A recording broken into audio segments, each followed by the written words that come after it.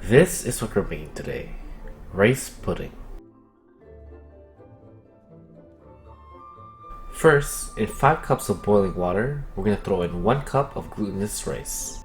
We're going to give this a quick stir and bring it back to a hard boil and boil it for 10 minutes. For this recipe, it's very important to not wash the rice. By bringing it to a hard boil, it will help break down the starch, which is what will give this dish a creamy texture. After 10 minutes of boiling, you could already see the water turn creamy. After 15 minutes of boiling, we're going to add in 2 cups of milk, 4 tablespoons of sugar, 1 teaspoon of salt, and 1 tablespoon of cinnamon powder. We're going to give this a quick stir and then lower our heat to medium-low. We're going to cook this off for another 15 minutes or until you achieve your desired texture and consistency.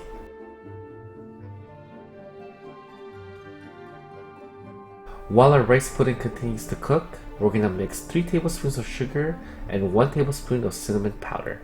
We're going to give this a quick mix and then set it aside.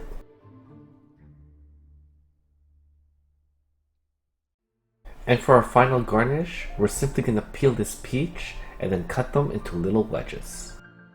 So guys, this is an extremely easy recipe.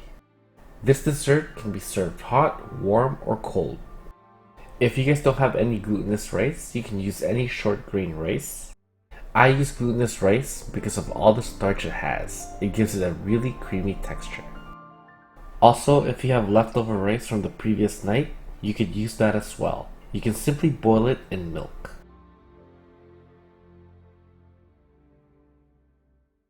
Once we've achieved our desired taste, texture, and consistency, we're going to add in 2 egg yolks. At this point, the heat is off and we're simply going to mix in the 2 egg yolks to give this dish a little bit more creaminess. After that, you can choose to chill it or serve it as is. Now let's get ready to plate.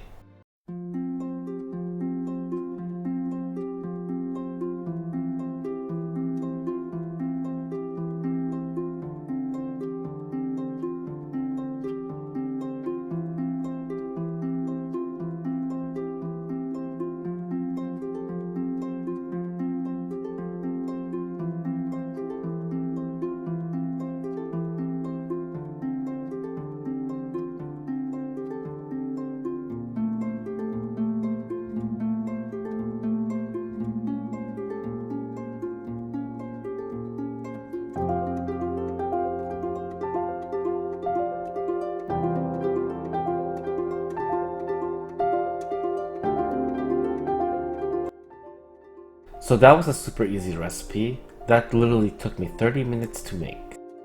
If you take out the garnishes, this thing literally has 4 ingredients. Many countries in the world have their own versions of a rice pudding. Some put dried fruits in it. In my country we put chocolate, or this purple root called ube. But honestly, this is one of those dishes where you could really experiment with it. It doesn't even have to be a pudding, it could also be a savory meal. Anyways, that's it for this episode. If you guys like what you see, hit the like button. And if you guys have any suggestions on what I should cook next, please post in the comments below. And don't forget to subscribe.